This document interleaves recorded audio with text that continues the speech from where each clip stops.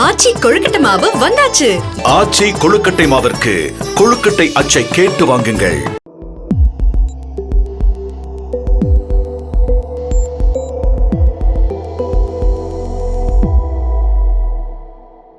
Sir வணக்கம் sir. இப்போ recent டைம்ஸில் பார்க்கும்போது தாவேகா கூட்டணிக்குள்ள சில சலசலப்புகள் இருக்கிறத பார்க்க முடியுது. குறிப்பாக ஒரு விஷயம் காங்கிரஸ் பார்ட்டியை கோவப்படுத்தியிருக்கு. தாவேகா தரப்புல பார்த்தோம்னா தொடர்ச்சியா விஜய் அவர்கள் பிஎம் ஆகணும் அப்படின்ற விருப்பத்தை அவங்க அமைச்சர்களும் தலைவர்களும் பேசிட்டு இருக்காங்க. அது காங்கிரஸ் பார்ட்டியை கோவப்படுத்தியிருக்கு. காங்கிரஸ் பார்ட்டியை பொறுத்தளவுல எங்க ஏரியாலே கால் வைக்கிறீங்களா அப்படின்னு அவங்க டென்ஷன் ஆகுறாங்க. குறிப்பா மாணிக்கம் தாக்கூர் அவர்கள் ரொம்ப ஸ்ட்ராங்கா அவரு பேசுறாரு. அதே மாதிரி சிதம்பரம் அவர்கள், கார்த்திக் சிதம்பரம் அவர்கள் பேசும்போதும் குதிரை பேரமெல்லாம் விமர்சிச்சு அவரு பேசுறாரு. அப்புறம் இன்னொரு சைடில் கம்யூனிஸ்டுகளும் அன்ஹாப்பியாக தான் இருக்காங்க. ஸோ எப்படி பார்க்குறீங்க? இந்த சலசலப்புகள்லாம் பெரிய ஒரு கிராக்காக மாறுறதுக்கு வாய்ப்பு இருக்கா? குறிப்பாக ஏன் இந்த பிரச்சனைகள்லாம் இப்போ வருது? எவ்வளவு சலசலப்புகள் வந்தாலும், எவ்வளவு சண்டைகள் வந்தாலும், குடும்பத்தில் எப்படி வந்து புருஷன் பொண்டாட்டி அடிச்சுக்கிட்டாங்கன்னா, நிறையா சண்டை போடுற புருஷன் பொண்டாட்டி தான் நீண்ட நாள் ஒன்றா இருப்பாங்க. அந்த மாதிரி வந்து இந்த குடும்பத்துக்குள்ளே எவ்வளோ சண்டை வந்தாலும் ஒருத்தரும் பிரிஞ்சு போக மாட்டாங்க. காங்கிரஸ், விசிகா, இடதுசாரிகள், இந்த 3 பேர் தான் பிரச்சனை பண்ணுறது. ஐஏஎம்லும் எம்டிஎம்கவும் சைலண்டாக இருக்காங்க. ஸோ உங்களை பொறுத்தளவு திமுக கூட்டணியில் சண்டை இல்லாமல் தான் பிரச்சனை உடஞ்சிருச்சு. ஆமாம், டிசன்ட்டையே ஸ்டாலின் அலோவ் பண்ணலை. எல்லாம் ஜாலராட்சத்தோட விளைவு தான். விட்டா போதுன்னு பிச்சுக்கினா போதுன்னு ஒரு வாய்ப்பு கிடச்சோன்னா அத்தனை பேரும் விட்டுட்டு ஓடிட்டான். அம்போன்னு விட்டுட்டு ஓடிட்டான். திமுகவுடைய சார்பாக பேசக்கூடிய ஒருவருடைய வார்த்தையில் சொன்னால் வந்து அம்போன்னு விட்டுட்டு போயிட்டான்றார் அவர். வந்து திமுக காரணம் இதை விட யாரும் இழிவுபடுத்த முடியாது. அந்த பத்திரிகையாளர் அதை செய்து கொண்டிருக்கிறார். எனவே அவருக்கு நம்முடைய வாழ்த்துக்கள். நீங்கள் டிசென்ட்டை அலோவ் பண்ணாத எந்த உறவுமே நீடிக்காது கேப்ரியல். தனி மனித உறவு, புருஷன் பொண்டாட்டி உறவு, நட்பு, அல்லது வந்து ஒரு ஸ்தாபனம், ஒரு சமூக இயக்கம், அரசியல் கட்சி, அல்லது ஒரு அலுவலகம், டிசென்ட்டை வந்து நீங்கள் அலோவ் பண்ணலைன்னா, எதிர்கருத்தை நீங்கள் அலோவ் பண்ணலைன்னா அந்த உறவு வந்து நீடிக்காது ரொம்ப நாள். இதை புரிஞ்சுக்கணும். இந்த காங்கிரஸ், விசிகா, கம்யூனிஸ்டுகள் எவ்வளவு சண்டை போட்டாலும், எவ்வளவு விமர்சித்தாலும் விஜயை விட்டு போக மாட்டாங்க. ஏன்னா இந்த வாய்ப்பு இனிமேல் அவங்களுக்கு சத்தியமாக திமுக, அதிமுகவில் கிடைக்காது. அதிகாரத்தை சுவைக்கிறாங்க 2 பேர். கம்யூனிஸ்டுகள் வெளியிலேருந்து ஆதரிக்கிறாங்க. அவங்களும் நிறைய காரியங்களை சாதிச்சுக்கிறாங்க. தனிப்பட்ட முறையில் இல்லை, கொள்கை ரீதியாக நான் சொல்லுவேன். இப்போ இந்த வாய்ப்பு வந்து அவங்களுக்கு இனிமேல் எங்கேயும் கிடைக்காது. சரி, கவுத்துறீங்க, ஏதோ பிரச்சனை வந்து அடுத்து என்ன? அடுத்து இதை விட மோசமான ஃப்ராக்சர்டு மேண்டேட் வரும். முதல்ல எலெக்ஷன் 1 வருஷத்துக்கு வராது. மறந்துடாதீங்க, 1 இயருக்கு எலெக்ஷன் இல்லாமல் ரன் பண்ண முடியும். கான்ஸ்டியூஷன் மேண்டேட்டரி ப்ரொவிஷன்ஸ் இருக்குது. அந்த 1 இயரில் பிஜேபி என்னெல்லாம் செய்யுன்றது தெரியும் எல்லாருக்கும். ஆகவே இவங்களுக்கு ஆப்ஷன்ஸ் கிடையாது. அவங்க பாட்டு கத்திக்கிட்டே இருப்பாங்க, வண்டி பாட்டு ஓடிக்கிட்டே இருக்கும். ஒரே ஒரு டிஃப்ரென்ஸ் என்னன்னு கேட்டிங்கன்னா, இந்த மோடியை விஜய பிரைம் மினிஸ்டராக அவங்க பேசினது ஒரு 3 நாள் அதை பேசினாங்க. இப்போ ஆஃப் ஆகிருக்கு. அமித்ஷாவை சந்திச்சுட்டு வந்த அடுத்த 3 நாள் வந்து எல்லா அமைச்சர்களும் அசம்பிளிக்குள்ளே பேசினாங்க, வெளியிலையும் பேசினாங்க. காம்படிட்டிவ் சைக்கோஃபன்ஸுன்னுவாங்க, போட்டி போட்டுக்கிட்டு முகஸ்துதி செய்கிறது. அது வந்து ஒருத்தர் சொல்லிட்டு இன்னொருத்தர் சொல்லலைன்னா அவருக்கு விசுவாசம் இல்லை. அம்மா பீரியடில், ஜெயலலிதா பீரியடில் அப்படி தான் இருக்கும். ஜெயலலிதா வந்து தாயே, அன்னை மேரியே, ஜெகதாம்பிகா அப்படிலாம் பேசுவாங்க. யாராவது அப்படி பேசலைன்னா அவனுக்கு விசுவாசம் குறைவு, அம்மா தூக்கிடுவாங்கட்டு அவன் இன்னும் அதிகமாக பேசுவான். இவன் பேசலைன்னு ஏதாவது 2 பேர் பத்திரிகையில் எழுதுனான்னு வச்சுக்கோங்களேன், அடுத்த நாள் அவன் எல்லாரையும் மிஞ்சி பேசுவான். 80 அடி கட் அவுட் வைப்பாங்க. இந்த மாதிரி பேசாதவர் அடுத்து 120 அடி கட் அவுட் வைப்பார். இதெல்லாம் 1996 நடந்தது. End result was disaster. 96 Jayalalithaa herself was defeated. இதை எதுக்கு நான் உங்களுக்கு சொல்ல வரேன்னா, இப்போ இவங்க இந்த டிசென்ட் இது ஆரோக்கியமானது. இந்த கவர்மெண்ட் இது வந்து வென்டிலேட் ஆகிடுது, ஷாக் அப்சர்வராக இருக்குது. கவுக்க மாட்டாங்க. மார்க் மை வேர்ட்ஸ், கவுக்க மாட்டாங்க. ஆனால் இது ஒரு டிசென்ட்டாக நான் பார்க்கல சார். டிசென்ட்டை தாவேக்கு அனுமதிக்கிறாங்கன்னா அவங்களுக்கு சிங்கிள் மெஜாரிட்டி இருந்து பவர் இருந்ததுக்கு அப்புறமும் ஒரு தாராள மனசோட இல்லை நீங்கள்லாம் பேசிக்கோங்க, நான் ஏற்றுக்கிறேன்னு விடுறது, அது டிசென்ட். இங்கே வாய்ப்பு இல்லை, அவங்களுக்கு வேறு வழி இல்லாமல் அலோவ் பண்ணுறாங்க. நான் ஒத்துக்கிறேன், நீங்கள் சொல்கிறத நான் ஒத்துக்கிறேன். I agree. நான் வந்து இந்த டிசென்ட்ன்ற வார்த்தையை கூட நான் திரும்ப வாங்கிக்கிறேன். ஐ டேக் பேக், நான் வாபஸ் வாங்கிக்கிறேன். ஆனால் இது இப்படிலாம் இவங்க பேசுறது அவங்க பொறுத்துக்க வேண்டும் என்பது காலத்தின் கட்டாயம். ஆனால் இப்படி பேசிக்கிட்டே இருக்கிறது வந்து கூட்டணியை பலப்படுத்தும். ஏன்னு கேட்டிங்கன்னா, அட்லீஸ்ட் அவுட்லெட் போகுது. அது உள்ளே வச்சு குமுறின்னு இல்லாமல் கவுக்க மாட்டாங்க. கண்டிப்பாக கவுக்க மாட்டாங்க, கவுக்க முடியாது.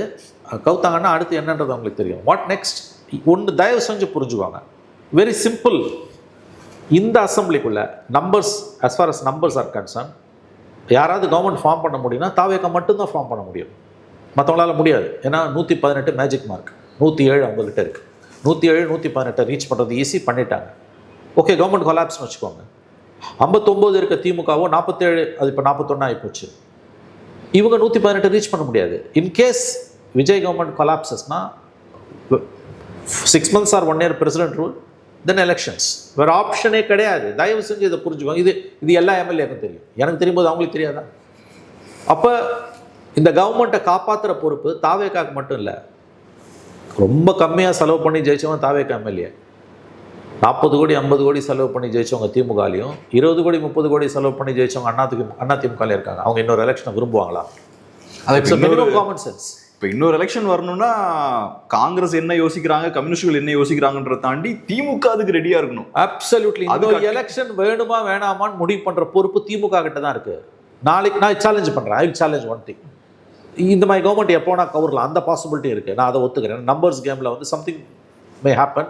ஏன்னா அன்ஃபோர்ஸின் டெவலப்மெண்ட்ஸ் பாலிடிக்ஸில் அதெல்லாம் கவுந்துருதுன்னு வச்சுக்கோங்க. இப்போ நாளை காலையில் 11 மணிக்கு Vijay has to prove his majority confidence மோஷனில் யாரோ ஒரு 20 பேர் அந்த பக்கம் ஓடிடலாம், இல்லை ஆதரிக்கிறோம், இல்லை 10 பேர் உருவிடலாம். என்னமோ நடக்குது.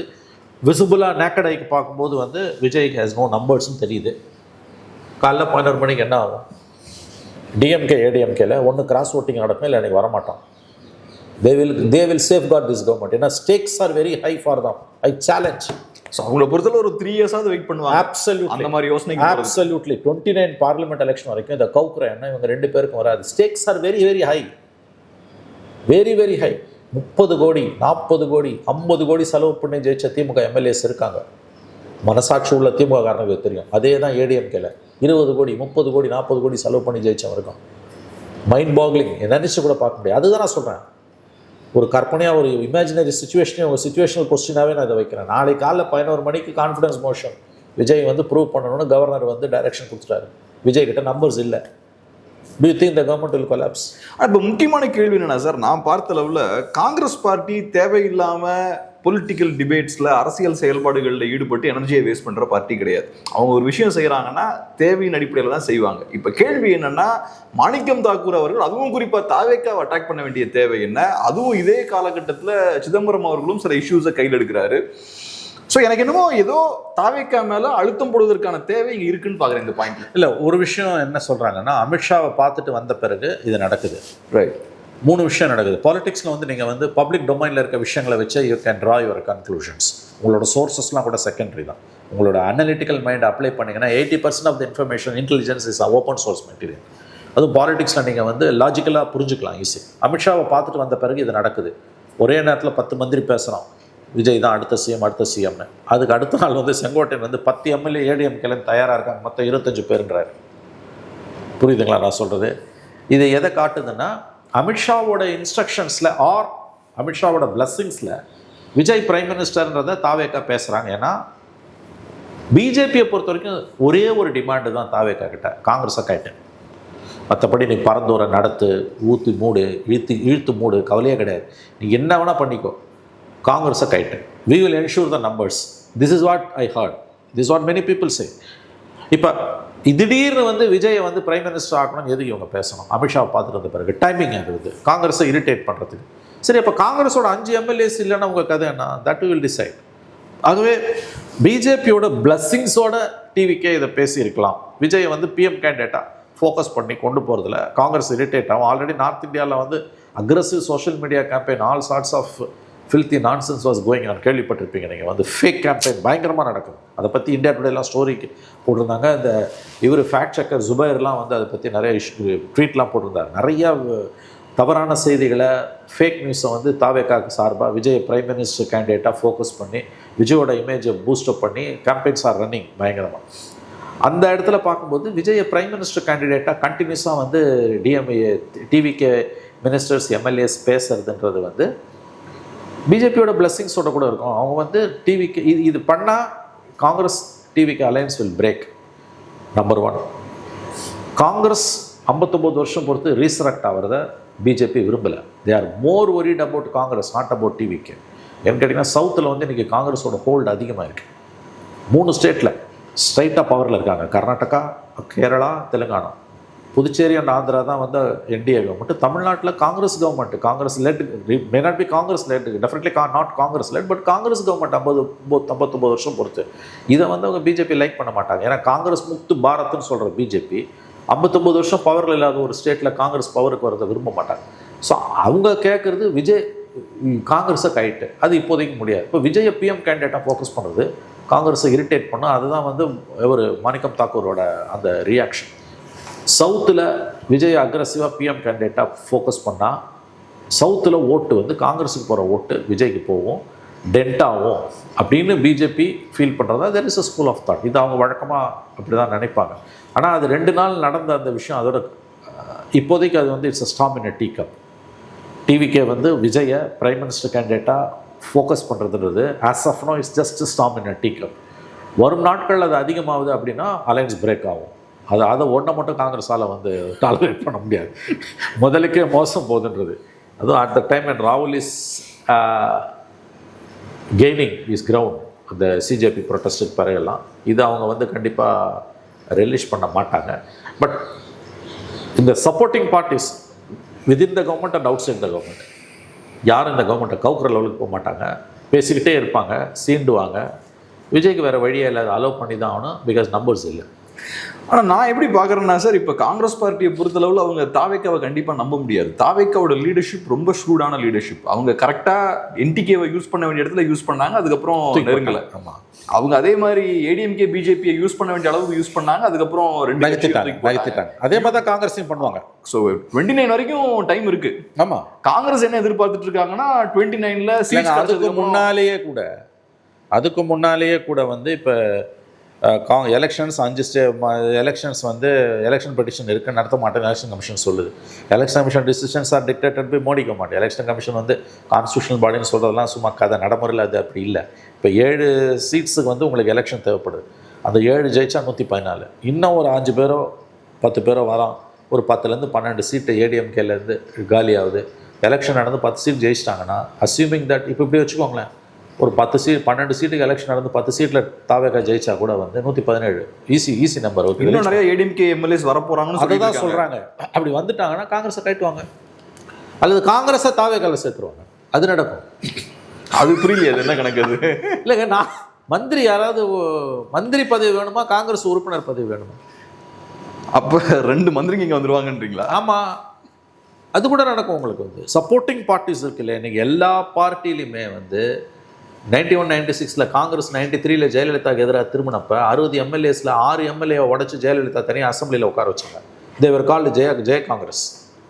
ஜீனத் சர்புதியன், கோவை செல்வராஜ், அப்புறம் திமுகவில் போய் இப்போ இறந்து போயிட்டார் அவர், ஒரு சிங்காரன் ஒருத்தர் அவர் இருக்கார், அப்புறம் சஞ்சய் ராமசாமி, இன்னும் ஒரு 2 பேர்.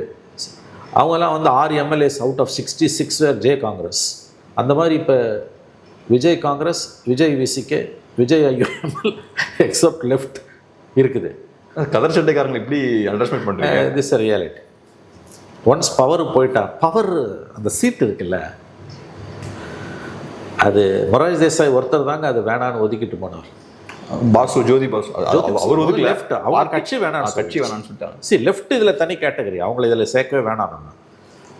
வாழப்பாடி ஜோதி பாசு நாடு, மொரார்ஜி தேசாய் கவர்மெண்ட்டே போச்சு, 2வது வாழப்பாடி ராமமூர்த்தி வேணான்னு தூக்கி போட்டவங்க. இந்தியன் பாலிடிக்ஸில் வேறு யாருமே கிடையாது. மொரார்ஜி தேசாய் வாஸ், அதாவது வந்து நம்ப முடியாத ஒரு கேரக்டர். அவ்வளோ சாதாரணமாக அந்த பதவிக்கு போனவங்க யாரும் அதை விட்டுட்டுலாம் போனதெல்லாம் கிடையாது. அது இவ்வளோ பலவீனமான ஒரு மினிஸ்ட்ரியாக இருந்தாலும் அது கொடுக்குற சுகமும், அது கொடுக்குற வசதிகளும் வாய்ப்புகளும், ஒரு 3 மாதம் மந்திரியாக இருந்தீங்கன்னா போதும். For life, not only for you, for your generations. ஆகவே அவ்வளோ சீக்கிரம் வந்து அதுதானே வந்து ஒன்ஸ் உட்கார விடக்கூடாதுன்னு எதிர்கட்சியாக வந்து துடிக்கிறான். அது தெரியும் அவங்களுக்கு, அது எப்படி வந்து கற்றுப்பாங்க அப்படின்னு. அது ஒரு தனி போதை உங்களுக்கு வந்து பவருங்கிறது. அதை வந்து எப்படி யூஸ் பண்ணணும்னு தெரிஞ்சவங்களுக்கு, அவங்க எவ்வளோ பலவீனமாக இருந்தாங்கன்னாலும் ஒன்ஸ் உக்காந்துட்டாங்கன்னா அவங்களால அதை வந்து கன்சால்டேட் பண்ணிக்க முடியும். ஐ திங்க் இஸ் கன்சால்டேட்டட்னு தான் எனக்கு தோணும். யார்? Joseph Vijay is completely consolidating it. நீங்கள் ரொம்ப அழகாக ஒரு பாயிண்ட் சொன்னீங்க, அவங்க எல்லாரும் யூஸ் பண்ணிட்டு தூக்கி போடுறாங்கன்னு. என்டிகேவை தூக்கி போட்டாங்க, ஏடிஎம்கேவை அழகாக யூஸ் பண்ணி காலி பண்ணாங்க. இப்போ அந்த ப்ராசஸில் இருக்கிறது காங்கிரஸ் ஹை கமாண்டை விஜய்க்கு ஆதரவை வாபஸ் வாங்கினா அந்த 5 எம்எல்ஏல எத்தனை பேர் வாபஸ் வாங்குவோம்? That holes for other parties also. போக மாட்டாங்க. சரி, இப்போ எனக்கு என்னோட இன்னொரு பாயிண்ட் என்னன்னா, பை எலெக்ஷனுக்கு முன்னாடி கூட்டணியில் இருக்கக்கூடிய அந்த முரண்கள் இன்னும் அதிகப்படும் அப்படின்னு பார்க்குறேன். ஏன்னா நீங்கள் சொன்னது மாதிரி தாவேக்காவோட எண்ணமே பை எலெக்ஷனில் ஒரு 10 சீட் எக்ஸ்ட்ரா வின் பண்ணணும், காங்கிரஸ் எல்லாம் பலவீனப்படுத்தணும். ஸோ காங்கிரஸோட எண்ணம் என்னவா இருக்கும்னா, இவங்களை 10 சீட் ஜெயிக்க விடக்கூடாது, இவங்களுக்கு எதிராக வேலை பார்க்கணும். ஆமாம், கம்யூனிஸ்டுகளும் அப்படிதான் யோசிப்பாங்க, விசிக்கும் அப்படிதான் யோசிப்பாங்க. ஆமா, நீ உங்களுக்கு தனி மெஜாரிட்டி வந்து எங்களை காலி பண்ணுறோம். அப்போ முரண் இன்னும் அதிகம் இல்லை, அது ஒன்றும் பண்ண மாட்டாங்க. அதுக்காக வந்து அவங்க ஒன்றும் கவுக்குற லெவலுக்கோ அல்லது வந்து ஜெயிக்க விடாமல் பண்ணுறதுக்கு போக முடியாது. பை எலெக்ஷன்ஸ் அனௌன்ஸ் பண்ணிட்டாங்கன்னா ஒர்க் பண்ண மாட்டாங்கல்ல, நீங்க ஒர்க்கே பண்ண தேவையில்லை. ஸோ நீங்கள் கூட்டணி வைக்கிறதுக்கான பிரயோஜனமே இல்லையா? அவசியமே இல்லை. நான் என்ன சொல்றேன், 4% ஓட்டு இருக்கும். Vijay will go to any extent to win the by elections. Power இருக்குது கையில். And Vijay has his own charisma. இப்போ நீங்கள் பாருங்கள், 2 மாதத்துக்கு முன்னால் கோவளத்தில் கூட்டணி கட்சிகளோட ஒருங்கிணைப்பு குழு கூட்டம் ஒன்றே நடத்துகிறாங்க. அதுக்கப்புறம் அந்த கூட்டத்தை பற்றி எதாவது பேசினாங்களா? அடுத்த 1 மாதத்தில் நடத்துவோன்னு சொன்னாங்க. அதில் என்ன முடிவு பண்ணாங்க? 3 முடிவு பண்ணாங்க. 3 முடிவுகள் எடுக்கப்பட்டன. கூட்டணிக்கு பெயர் வைக்கப்படும், கூட்டணிக்கு ஒருங்கிணைப்பாளர் நியமிக்கப்படுவார், கூட்டணிக்கு ஒரு குறைந்தபட்ச செயல் திட்டம். 1 மாதத்துக்குள்ளே தான் முடிவு பண்ணுவோன்னாங்க. 2 மாதம் ஆச்சு, முடிஞ்சு. யாருமே அதை பற்றி கவலை இல்லை. விஜய்க்கே அதில் பெரிய ஆர்வம் இல்லை. அமித்ஷா சந்திப்போட நோக்கமே என்ன? காங்கிரஸை வைக்க வேண்டிய இடத்துல வை, ரொம்பலாம் காங்கிரஸை தூக்கி வச்சு கொண்டாடாது, நாங்கள் உங்களை என்ஷூர் பண்ணுறோம். அவங்க மோடி கவர்மெண்ட் கேட்குறது ஒன்று தான், காங்கிரஸை கைட்டு. விஜய்க்கு ஒன்று தான், பவர் சிஎம்மாக இருக்கணும், எங்கள் கவர்மெண்ட் கையில் இருக்கணும். மதச்சார்பின்மை அதெல்லாம் செகண்டரி. அதெல்லாம் இன்னைக்கு தாவேக்காவோட பிரதான எதிரி திமுக தான், பிஜேபி இல்லை. திமுகவோட பிரதான எதிரி இன்னைக்கு பிஜேபி கிடையாது, அவங்களுக்கும் தாவேக்கா தான். பவர் போச்சு. Very simple. இது மதச்சார்பின்மையாவது வெங்காயமாக. போன வாரம் பூரா வந்து தினமலரில் பேஜ் 1, ஹிந்து தமிழில் பேஜ் 1, பிஜேபி கவர்மெண்ட்டில் திமுக இடம் பெறப்போகுதுன்னு எந்த ரியாக்ஷனும் இல்லை. இப்போ ஆன்டி பிஜேபி பாலிடிக்ஸ்னு பேசுறதே இல்லை. திமுக ஆன்டி பிஜேபி பேசுறதே இல்லை. ஏன்னா அவங்க பிஜேபியும் வீக் ஆகிட்டாங்க, அது பெருசாக பேசி எடுபடவும் செய்யாது. இஷ்யூஸ்லையும் பேசலையாங்க. பிஜேபியை பார்த்து மக்கள் பயப்படணும்னா பிஜேபி ஸ்ட்ராங்காக இருக்கணும். அது திமுக அமைதியாக இருக்கிறதுக்கு காரணம் அது கிடையாது. அது சொல்கிறேன், எடுபடவும் செய்யாது. திமுகவை பொறுத்த வரைக்கும் எடுபடலையா பிஜேபி எதிர்ப்பு, பிஜேபி இன்னைக்கு அமைதியாக இருக்காங்கன்னா எந்த இஷ்யூ நடந்தாலும் அவங்க அமைதியாக தான் இருப்பாங்க. அமித்ஷா ரிசைன் பண்ணணும்னு 10 நாளாக பார்லிமெண்ட் வந்து அல்ல உள்ள வச்சு திமுக எங்கேயுமே காணும். அவங்க மேகதாதுக்கு ஆர்ப்பாட்டம் பண்ணிட்டு இருக்காங்க, உதயநிதி கைதுக்கு ஆர்ப்பாட்டம் பண்ணிட்டு இருக்காங்க பார்லிமெண்ட்டுக்குள்ள.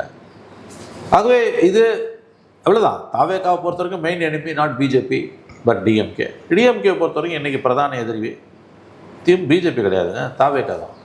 இதை புரிஞ்சுக்கோங்க முதல்ல. சார், கடைசியாக இன்னும் ஒரு இஷ்யூ நம்ம பேசிடுவோம். இப்போ கம்யூனிஸ்ட்டுகள் கொஞ்சம் இன்ட்ரெஸ்டிங்காக இருக்குது. ஒன்று, பவரும் ஷேர் பண்ணல. 2வது, கம்யூனிஸ்ட்டுகள் கொஞ்சம் டஃப்பாக தாவேக்காவோட டீல் பண்ணுறாங்க.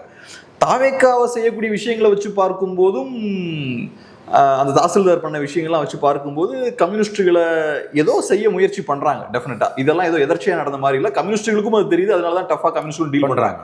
நான் எப்படி பார்க்குறேன்னா, தாவேக்காவுக்கு ப்ரைவேட்டைஸ் பண்ணும் அப்படின்ற எண்ணம் இருக்குது. ஏன்னா கடன் தலைக்கு மேலே ஏறி போய்கிட்டு இருக்கு. ப்ரைவேட்டைசேஷன் தான் ஒரே வாய்ப்பு. மான்டெக் சிங் மாதிரியான ஆட்கள்லாம் உள்ள ஆகிட்டு இருக்காங்க. ப்ரைவேட்டைஸ் பண்ணால் தடங்களாக இருக்க போகிறது கம்யூனிஸ்ட்டுகள் தான். லேபர் யூனியன்லாம் வச்சு பிரச்சனையாக இருப்பாங்க. ஸோ ஏதோ ஒரு வகையில் கம்யூனிஸ்ட்டுகளை ஒரு விதமான ஒரு த்ரெட்டாக பார்க்குறாங்களா தாவேக்கா? த்ரெட்டாக இல்லை, இரிட்டண்ட்டாக பார்க்குறாங்க. த்ரெட்டு கிடையாது, இரிட்டண்ட் தான். இவங்க செய்கிறது எல்லாத்தையும் ஸ்டாலின் செஞ்சாருங்க. அப்போ இவ்வளோ குதிக்கலையே, கூச்சாங்க, இவ்வளோ குதிக்கலையே. இந்த ப்ரைவேட்டைசேஷனுக்கான மூல விதையை போட்டது ஸ்டாலின். இந்த கார்பரேஷனில், டிரான்ஸ்போர்ட் கார்பரேஷனில் வந்து கண்டக்டர் டிரைவர் அப்பாயின்மெண்ட்டுக்கு ஒரு தனியார் நிறுவனத்துக்கு ஒப்புதல் கொடுக்கணும் போது இப்போ இந்த யூபி நிறுவனத்துக்கு கொடுத்துட்டாங்கன்னு குதிக்கிறாங்க. அது டிஎம்கே கவர்மெண்ட்டில் ஷார்ட் லிஸ்ட் ஆகுது. The road map was laid by DMK. இன்றைக்கி ஒருவேளை ஸ்டாலின் ஜெயிச்சு கவர்மெண்ட்டை ரீட்டைன் பண்ணியிருந்தாங்கன்னா அக்ரெசிவ் ப்ரைவேட்டைசேஷன் புஷ் நடந்திருக்கும். இது யார் வந்தாலும் நடக்க போகுதுன்றது அவங்களுக்கு தெரியும். அக்ரெசிவாக அதாவது வந்து ஒரு லிமிட்டை தாண்டி போய் அந்த கணக்கு எடுக்கிறது, ஸ்டாட்டிஸ்டிக்ஸ் எடுக்கிறதுலாம் வந்து கோவப்படுறாங்க. அவ்வளோதான். பெருசாக அவங்களால ஒன்றும் பண்ண முடியாது சார். இது வந்து ரெண்டும் ஒன்றும் கிடையாது சார். திமுக பீரியடில் அவங்க மார்க்சியம், அம்பேத்கரியம், எங்கல்சியம், லெனினியம் எல்லாருமே பேசுவாங்க. ஆனால் திமுக எதிர்கட்சியாக இருக்கும்போது எல்லா போராளிகளும் சேர்ந்து எல்லா இஷ்யூஸும் கையில் எடுப்பாங்க. ஸோ இப்போ நாளைக்கு நீங்கள் ப்ரைவேடைஸ் பண்ணீங்கன்னா இங்கே இருக்கிற எல்லாரும் சேர்ந்து அதை கையில் எடுப்பாங்க. இல்லை, நீங்கள் ஈஸியாக திமுக பீரியடில் பண்ண முடியாது. இல்லை, அது வந்து அதுக்கு அவ்வளோ பெரிய மரியாதை இருக்காது. ஏன்னா இப்போ ஈரங்காயில் இப்போ நீங்கள் பண்ணது எல்லாத்தையும் அவர் கண்டினியூ பண்ணுறாரு. அதனால் ஒன்றும் பெருசாக திமுகவால் அதை எதிர்க்க முடியாது. லெஃப்டோட இந்த போராட்டங்களுக்கு ஒன்றும் பெரிய அளவில் ஒன்றும் புஷ்பேக் பண்ணலாம், கொஞ்சம் புஷ்பேக் பண்ணலாம், அவ்வளோ புஷ்பேக் டு சர்டன் எக்ஸ்டென்ட். அதை தாண்டி பண்ண முடியாது. இது யார் வந்தாலும் இதான் நடக்க போகுது. நான் ஒன்று சொல்கிறேங்க, the direction of the government as far as the policies, economic policies are concerned, very very simple. Montek Singh Ahluwalia தலைமையில் ஒரு குழுவை போட்டிங்க, there ends the matter. அதை தான் நான் சொல்ல, பொது வெளியில் இருக்க விஷயங்களை வச்சேன், உங்கள் டேபிளில் இருக்க நியூஸ் பேப்பரை வச்சேன், ஒரு 4 நியூஸ் பேப்பர் வச்சு அப்படி கொஞ்சம் அறிவு, கொஞ்சம் கண் பார்வை 2 இருந்தால் போதும், காது கேட்காட்டி கூட பரவாயில்ல. அது அப்படி பார்த்தீங்கன்னா கூட you can draw your conclusions. 80% of the information is public domain வாங்க. எனக்கு ஒரு இன்டெலிஜென்ஸ் ஆஃபீஸர் சொன்னார், அரே பாபா 80% ஆஃப் த இன்டெலிஜென்ஸ் உன் அறிவிடா, உனக்கு சோர்ஸு அது இதெல்லாம் சொல்ல. நானே அவர்கிட்ட பேசும்போது மை ஓன் ரொம்ப லாங் டைம் சார் எனக்கு சோர்ஸே இல்லை, சோர்ஸை கல்டிவேட் பண்ண முடியல, எப்படி கொஞ்சம் எதனா இருந்தால் சொல்லுங்கள் சார் இன்ஃபர்மேஷன். அவர் சொன்னார், ரொம்ப பெரிய ஒரு டே என்னடா முட்டாள் மாதிரி பேசினேன், என்னடா பெரிய சோர்ஸு, பேப்பர் ரெகுலராக படிடா, உன்னோட அனலிட்டிக்கல் மைண்டை வந்து நீ வந்து அப்ளை பண்ணு, முடிஞ்ச வரைக்கும் நிறைய பேர்கிட்ட பேசு. இன்டெலிஜென்ஸ் சோர்ஸஸ், இன்டெலிஜென்ஸுங்கிறது 80% ஓப்பன் சோர்ஸ் மெட்டீரியல், 20% தான் உன்னோட சோர்ஸ். நான் அதை வந்து பாலிடிக்ஸ்க்கு அப்ளை பண்ணுறேன். இன்றைக்கி நீங்கள் பொது வெளியில் இருக்க விஷயங்களை வந்து அந்த டைமிங் எல்லாம் வச்சு பார்த்தாலே you can draw to a conclusion. Sometimes sources கூட தப்பாக போகும், ஆனால் உன்னோட காமன் சென்ஸ் ஸ்ட்ராங்காக இருந்ததுன்னா your conclusions will never go wrong. அப்படி பார்க்கும்போது கேப்ரியல் ஐ வாஸ் ரியலி சர்ப்ரைஸ். நான் ஓப்பனாக சொல்கிறேன், மான்டெக் சிங் அலுவாலியா தலைமையில் ஒரு கமிட்டி போட்டப்ப ஐ வாஸ் சர்ப்ரைஸ். எனக்கு அப்பயே தெரிஞ்சிச்சு இந்த டைரக்ஷன் ஆஃப் த கவர்மெண்ட் இதுதான், இது லெஃப்ட்டுக்கு தெரியும், எனக்கு தெரியும் போது லெஃப்ட்டுக்கு தெரியாதான், அதுலேயே ஊர்னவங்க இந்த டைரக்ஷனில் தான் இது போகுது. ஆனால் வேறு வழியில் போராடியும் இது ஸ்டாலின் பீரியட்லேயே ஆரம்பிச்சிடுச்சு. அதான் இங்கே ரெண்டு டிஃப்ரென்ஸ் என்னன்னா சார், ஸ்டாலின் அவர்கள் பீரியடில் ஒரு சின்ன ஒரு ஃபர்ஸ்ட் ஸ்டெப், லைட்டாக ஒரு பேபி ஸ்டெப் எடுத்து வைக்கிறாங்க. ஆமாம், நீங்கள் இதை பெரிய லார்ஜ் ஸ்கேலில் பண்ணீங்கன்னா இது கம்யூனிஸ்டுகளோட அடி வயிற்றுல கை வைக்கக்கூடிய வேலை. ஏன்னா அவங்களோட ஸ்ட்ரென்த்தே யூனியன்ஸ் தான். இன்றைக்கி அவங்களுக்கு பெரிய ஓட் பேஸ்லாம் அவங்களோட ஒரே ஸ்ட்ரென்த், ஒரே லெவரேஜ் யூனியன்ஸ் தான். டிரான்ஸ்போர்ட் ஒர்க்கர்ஸாக இருக்கலாம், இந்த பெரிய பெரிய யூனியன்ஸில் இருக்கக்கூடிய ஒர்க்கர்ஸ் தான் அவங்களுக்கு இப்போ ஸ்ட்ரென்த்து. நீங்கள் ப்ரைவேட்டைஸ் பண்ணீங்கன்னா அவங்களோட ஸ்ட்ரென்த் ஃபுல்லாக காணாமல் போயிடும். அது ஆல்ரெடி போயிடுச்சு. அதை அவங்க அலோவ் பண்ண மாட்டாங்க, கண்டிப்பாக சண்டை போடுவாங்க. சண்டை தான் போடுவாங்க, வாபஸ் வாங்க மாட்டாங்க. அது தெரியும் அவங்களுக்கு. சண்டை போடுறதுக்கும் வாபஸ் வாங்க எவ்வளோ வேணால் குஸ்தி போடலாம் நீங்கள் வந்து, ஆனால் வந்து தோஸ்தியாக தான் இருக்கணும். மோடி சொன்னார்ல, வெஸ்ட் பெங்காலில் வந்து பश्चिम बंगाल में दोस्ती है, केरल में गुस्ती है. சிபிஎம்மும் காங்கிரஸும் வெஸ்ட் பெங்காலில் வந்து ஃப்ரெண்ட்ஸும், பश्चिम बंगाल में दोस्ती है, केरल में गुस्ती है. அது மாதிரி வந்து எங்க குஸ்தி எங்க தோஸ்தின்றது அவங்களுக்கு. ஆனால் அது போதும் நினைக்கிறேன் திமுகவுக்கு. திமுகவை பொறுத்தளவுல கம்யூனிஸ்டுகள் ஒரு சைடில் பிரச்சனை கொடுக்கட்டும், காங்கிரஸ் இன்னொரு சைடில் பேசிக்கிட்டே இருக்கட்டும், அது போதாது. நீங்கள் எவ்வளோ வேணால் பிரச்சனை கொடுங்க, இந்த கவர்மெண்ட்டை கவுக்குற அளவுக்கு உங்களுக்கு தில் இருக்கா இல்லையா? அது ஒரு 3 years கழிச்சு பார்ப்போம் சார். அது 1 day லாங் பீரியட். ஆனால் 3 years இங்கே வேலை நடக்கட்டும். நான் சொல்ல 1 day long period in politics. Parliament election 29 வருது, 1 nation 1 election அதுக்குள்ளே கொண்டு வந்துட்டான்னா கவுக்குறது கவுக்காமல் இருக்கிறதுங்கிற கேள்விக்கு இடம் இல்லை, மொத்தமாக எல்லாம் போய் உழப்போகுது. அப்படி இல்லைன்னா கவுக்குறதுன்னு நினச்சாங்கன்னா 29 தான். எனக்கு தெரிஞ்சு 1 nation 1 election வரலைன்னா 29 இந்த எலெக்ஷன் வர 31 தான் வரும். ஏன்னா கவுக்குற ஆசை யாருக்குமே கிடையாது. ரொம்ப நன்றி சார், அருமையான அந்த பேட்டிக்கு ரொம்ப நன்றி.